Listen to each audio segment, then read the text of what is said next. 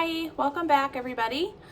So today I'm going to be showing you how to make some homemade suet cakes that will help feed our feathered friends in this cold weather that we're having. It is fall here. It's the end of November. Thanksgiving's next week, but it's already very cold, especially overnight around here. We're, in the 20s and 30s overnight, maybe getting up into the 40s during the day. So, our little birdies outside are having to burn extra calories in order to stay warm. So these suet cakes are a good way to supplement them with some extra fat and protein and things like this, just to help keep them in good condition. I specifically am going to be making my suet cakes for my pet chickens, but of course people feed them to just whatever wild birds are in their area. So that's what we're going to be doing today. I thought it would be fun before we actually get into making the suet cakes if we go outside and you can meet my little feathered friends out there, and we can kind of just get a quick little overview of my winter chores with the chickens, and you can meet my little flock. I have a dozen laying hens. A few of them, 3 of them are pretty young. They're just starting to lay now, and then the others are about 2 years old. So it's a fairly new flock, and I really enjoy them. And let's go give them I have some kitchen scraps to feed them. Probably have to break some ice in their water, give them some fresh water, and give them some fresh food and let them out of the coop. So let's go.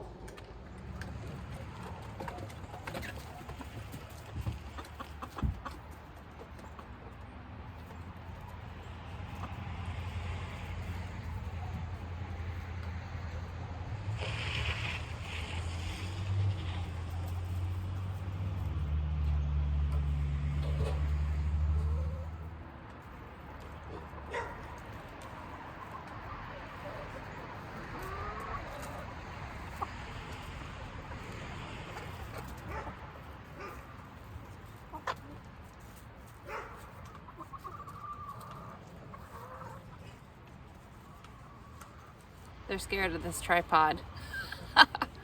So basically the first thing I do, I come out, I throw some kitchen scraps in their run.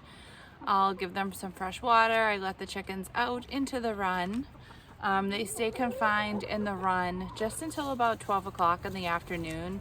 And that's to help prevent any lingering predators that are still out around in the morning hours from getting at them, because they're fully protected in here.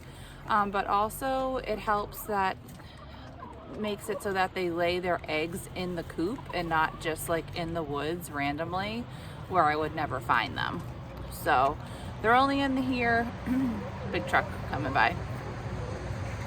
They're only in here until about lunchtime, and then I'll come and let them out, and then they free range for the remainder of the day. And then when the sun starts to set, they instinctively know to come back home, and they come and they go in the coop, and then I lock it all up so that they're protected overnight from any predators.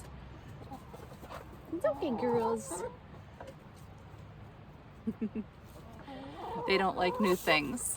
So this tripod that I have the camera on is a little scary.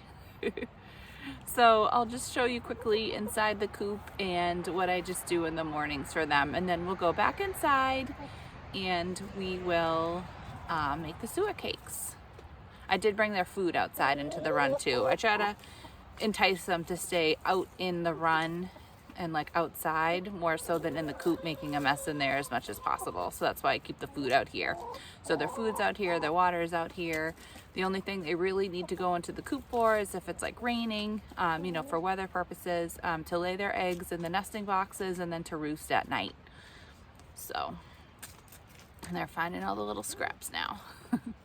So this is the inside of the coop. I have an old ladder in here that they use to roost on. There's also a 2x4 that goes along the whole back that they roost on. Just depends where they want to go. Those are their little nesting box areas. That's the door to go outside. We have 4 windows in here, which we open up when it's nice out. And then we keep it closed when it's cold, especially overnight. Usually, like this time of the year, I'm opening the windows up during the day and shutting them at night. We do have what's called like a poop board. So most of it, like they poop a lot when they're sleeping. So that's like what causes the most, like them to make the coop the most dirty is when they're sleeping overnight. So this has like it's a sand-like substance in here. It's kind of like cat litter. So as you would just like scoop out your cat litter box, I just scoop this out every day, and it helps keep the coop floor a lot cleaner. It helps reduce the waste of needing to change out the bedding in the coop way less often. This was like a huge game changer, is just helping to keep the coop clean. And then underneath it, there's like storage area where I keep the food. It's all sectioned off so that they can't get to it. But the good thing about that also is I can, if there's like an injured chicken, I can put that chicken in there if it needs to be separated from the flock for some reason. Or like I had a mother hen with baby chickens. Little tiny chicks that I wanted to keep separated from the flock until they were a little bigger. So they were able to stay in there. Everyone could see each other, but they couldn't get to each other to like, you know, peck at each other or anything. And we actually have a chicken who's going to be laying an egg.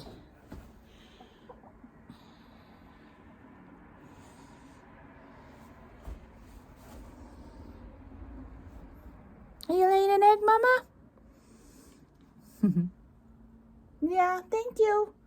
Not getting many eggs these days. Like I have 12 chickens getting like 2 eggs a day. So thank you for your contribution. All right, so I'm gonna go ahead and just clean off their poop board, and then that's really it. It's very quick and easy to take care of chickens. Not a huge time commitment, so if it's something you're thinking about and you're wondering if you have the time to do it, it probably takes me about, I don't know, 20 minutes maybe in the mornings just to give them food, water, and clean up a bit. Obviously, when I need to do a big clean, that's a little more time intensive, but that's not very often, depending on what type of bedding you use and things like that. But yeah, no, it's not a huge time commitment, and they're really fun and entertaining, and you get delicious fresh eggs.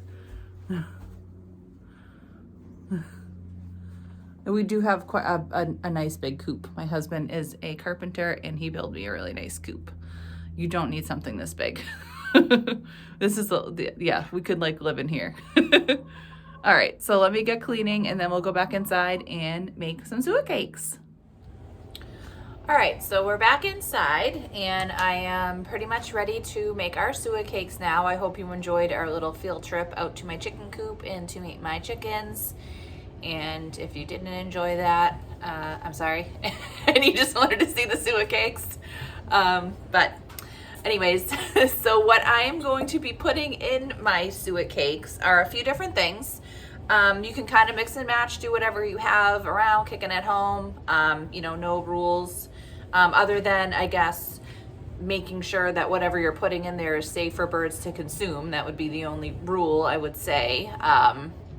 But they're pretty hardy. They can eat most things. I think it's pretty obvious what you can and can't give them. Well, maybe not, but anyways, just do your research. If you're adding something funky in, you can just do a quick Google, can wild birds eat this? Can chickens eat this? And, you know, it'll come up. There's very few things that chickens cannot eat. But anyhow, so what the first main thing that you need is some sort of fat, because that is what the suet cake basically is. It's like a hardened fat, block of fat with different stuff in it.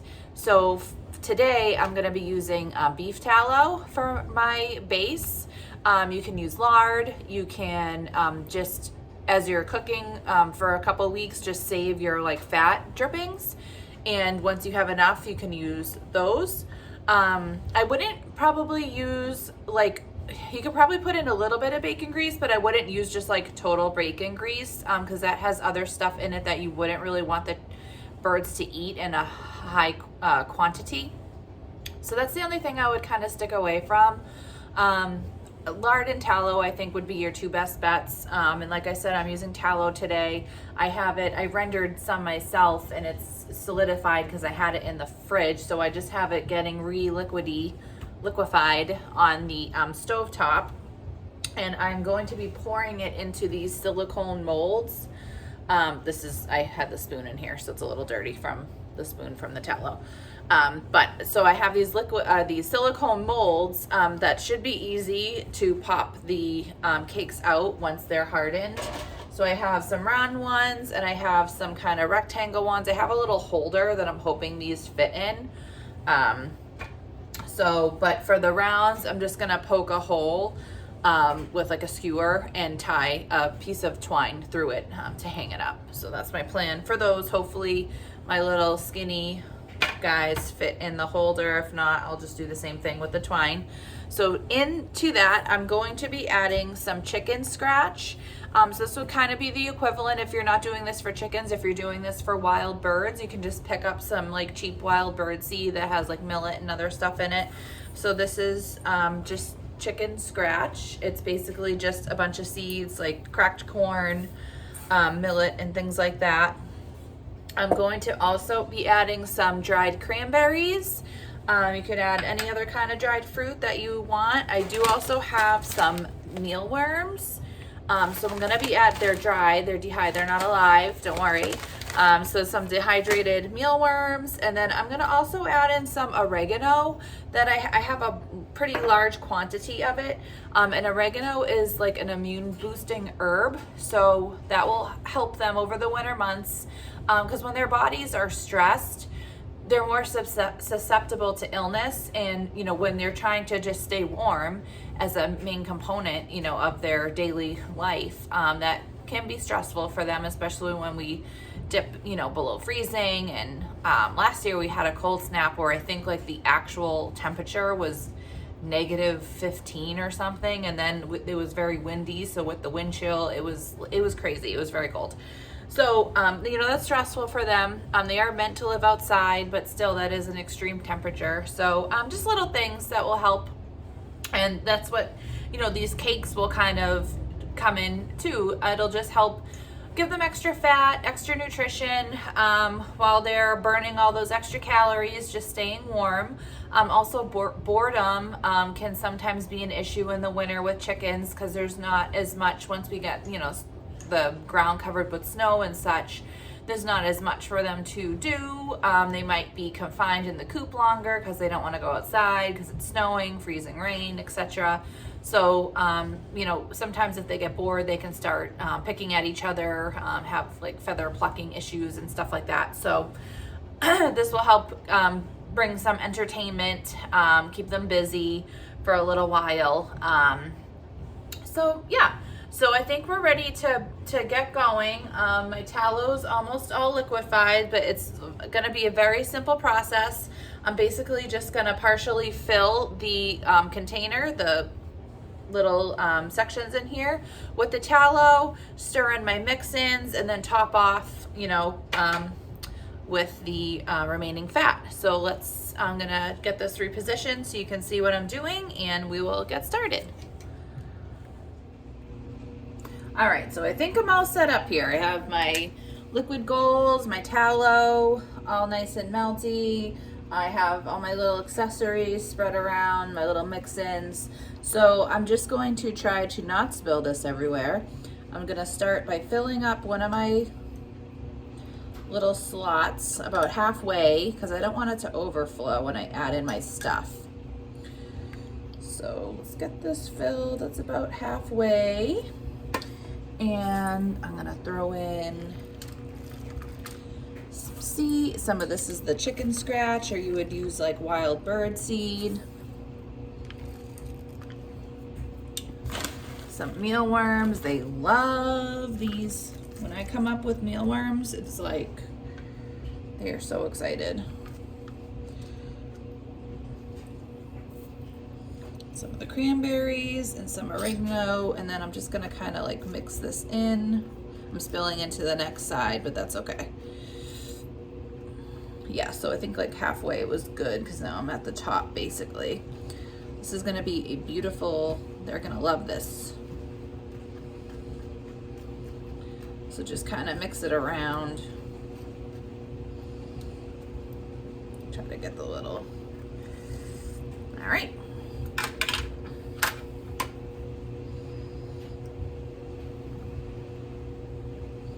And there's no rules. The chickens and the birds will not complain. Believe me, they're just gonna be excited to have this beautiful treat.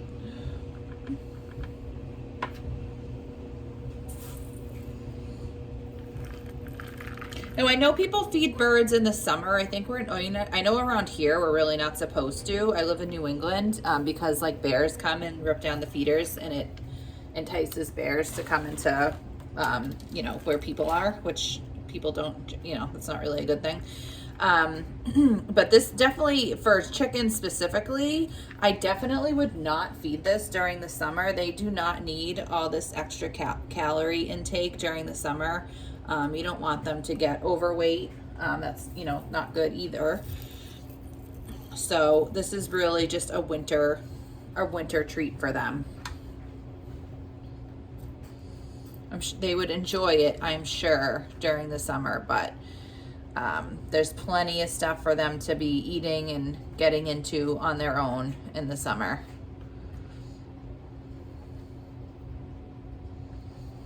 Another thing that would be nice to add in here if you had it, if I planned ahead better, which I probably will try to next year, is if you had some different dried flowers such as marigold or calendula. Those type of flowers specifically help make your eggs the yolk and the egg really nice and orange. So that would be a nice thing to add in as well.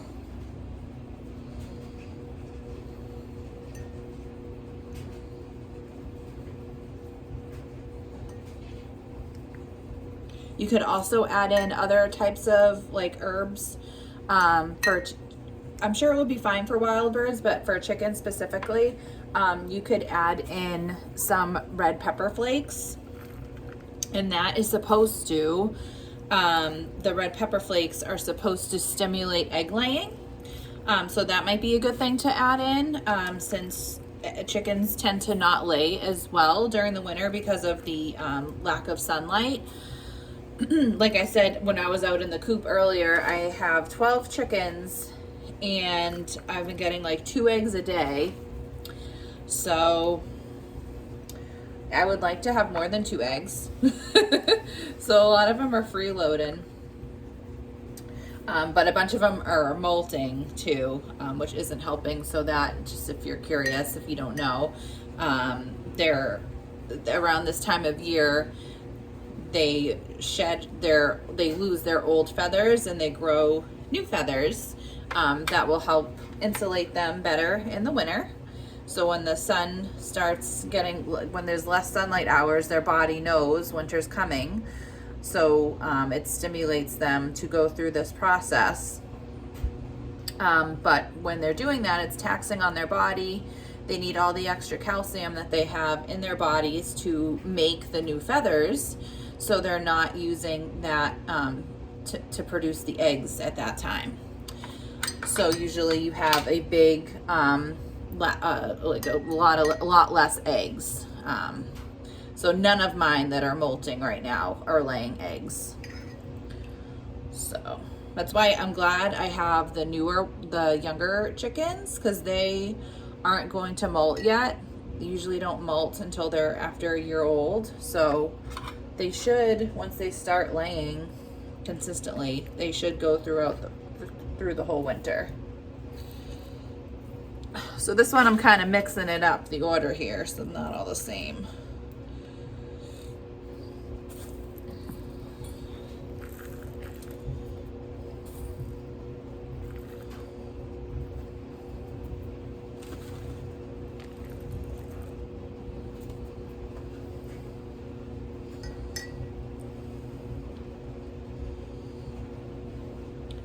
is a funny kitchen product. Cooking with mealworms, you know? Who knew?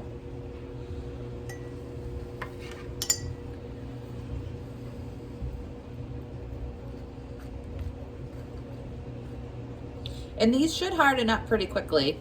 You can put them in the fridge to speed up the process even more. All right, so those are my little square guys. Those are all done. Just push this down. All right, so I'm basically just gonna repeat the process, but in my little circles. So once I get these all filled and they kind of get hardened, I'll just show you. I mean, I'm just gonna poke a hole and put some twine through, but I'll show you what they look like when they're all set up. Pop them out of the containers, and hopefully we have some beautiful suet cakes. All right, we got the moment of truth here. So you can see they're all hardened up. So they're still in my little molds, so I'm gonna try to get them out. Oop, and it just pops right out. So look at that there, how fun.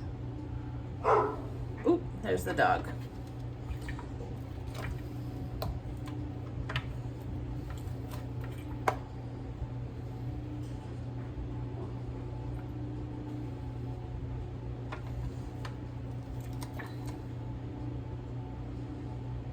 They look pretty good.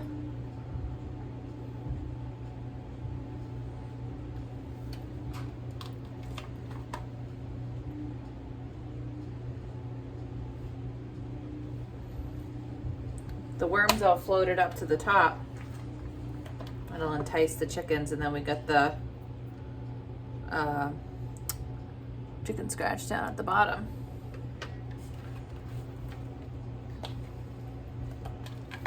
Yeah, I'm very happy with these. Let's see what one of the bar ones look like.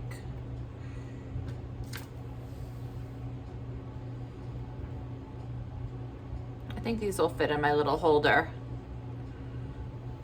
Cool. All right, so what I'm going to do to be able to hang these is I have a skewer. I'm just gonna poke a hole through it.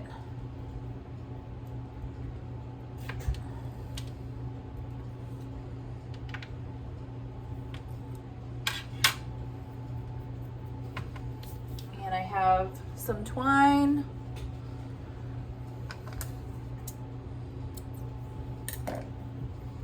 Need to make it a little bigger. Let's see.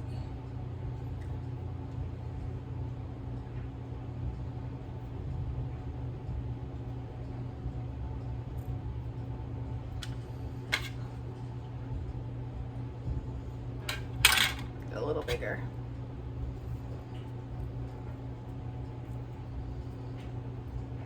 It's like threading a needle. There we go.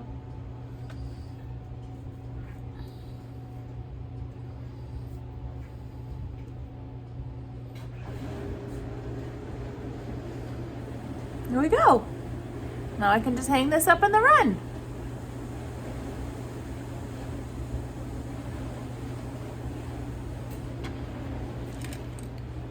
So I would say that was a very successful project. We have this style of suet cake, and then I have my little round guy. Yeah, so look at these. I know the chickens are gonna love them. Very excited to give them to them. Let's go outside and see what they think.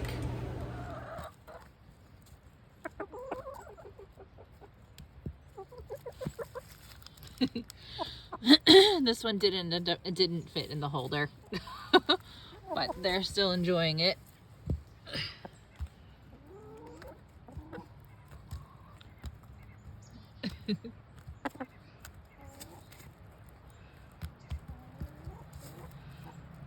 Girls are hogging it.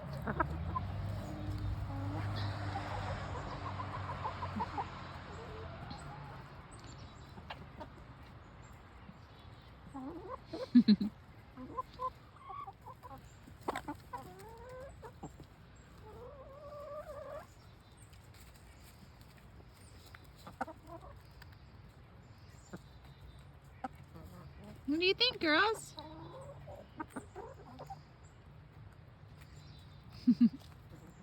So you can see how this will be entertaining for them. Give them something to do. All right.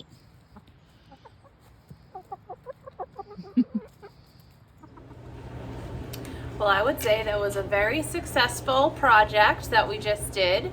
I know the wild birds will like them just as much as my chickens did. I hope you guys do give these a try. Let me know how they turn out for you. Very pleased with them. So what I'm going to do to store them, because obviously if they're in a warm area, they'll start to re-liquefy, which we don't want because that will be just a big mess. So I'm gonna put them in a Ziploc baggie and put them in the, I'll probably actually store them in the freezer, just because this is a high calorie treat. I'm not gonna be feeding them every day, maybe once a week at most. So I don't want them to spoil or anything. I want them to stay nice and in their shape. So I'll store them in the freezer, and then when I want to use one, I'll take it out, let it get a little bit warm so I can poke my hole through if I need to for my string. Or you could pre-poke your holes and then store them after, whatever is easier for you. But they should last for quite a while in the freezer or even in the fridge. So yeah, I hope you enjoyed the video. I hope you enjoyed getting to meet my chickens. I think this is the first time that I've shown them on here. Let me know if you liked. If you could subscribe to my channel, give the video a thumbs up, leave a comment. That would all be wonderful. If you have anyone that you know that would enjoy this, share this video with them. These would be also a good gift to give to someone that is like a bird lover or that has chickens. A nice homemade Christmas gift. Yeah. So again, if you did enjoy, leave me a thumbs up, a review. That would be great. Subscribe to my channel. If you are enjoying my content, you can also find me on Instagram, Mrs. White Homemade Life. I do also co-host a podcast, Figuring Out Homestead Life. You can find that anywhere you listen to podcasts, and we're also on Instagram as well. And with that, I hope you guys have a great day, and I hope you give these little Suet cakes a try. Bye.